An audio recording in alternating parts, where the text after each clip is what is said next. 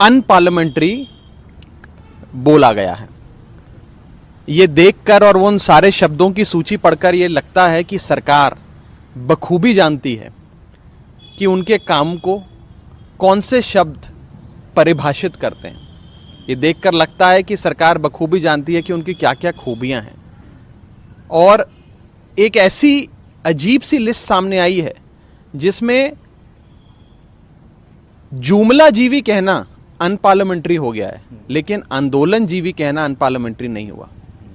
Incompetent, corrupt, hypocrisy, ashamed जैसे basic अंग्रेजी के शब्द जो कहीं दूर दूर तक अनपार्लियामेंट्री नहीं करार दिए जा सकते, उन शब्दों को सरकार ने अनपार्लियामेंट्री कहकर पार्लियामेंट की प्रोसीडिंग से निकाल दिया है और सांसदों को हिदायत दी है कि इन शब्दों का प्रयोग ना करें।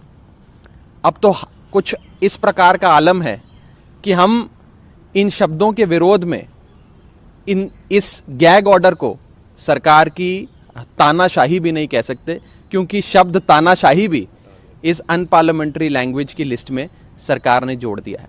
ये गैग ऑर्डर देखकर लगता है कि सरकार सच्चाई से डरती है, सच्चाई को नहीं फेस करना चाहती है।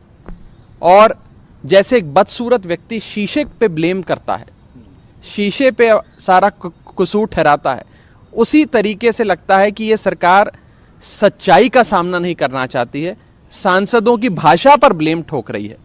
और कहीं ना कहीं सरकार को इस पर पुनर्विचार करना चाहिए और इस गैग ऑर्डर को इमीडिएटली विड्रॉ करना चाहिए। ये कहीं ना कहीं सांसदों की अपनी जो एक फ्रीडम ऑफ स्पीच और एक्सप्रेशन है उसको भी कहीं ना कहीं वायलेट करता है। क्या ओपोजिशन को टारगेट किया गया? इसमें लगता है कि ओपोजिशन की थोड़ी जो आवाज है उसको, देखिए, सारे वो शब्द जो ऑपोजिशन इस्तेमाल करती थी सरकार के कामों के बारे में, सरकार की परफॉर्मेंस को परिभाषित करने के लिए, सरकार को किसी एक उनके नीतिगत फैसले से अवगत कराने के लिए, उन सारे शब्दों को तो अनपार्लियामेंट्री कह दिया है।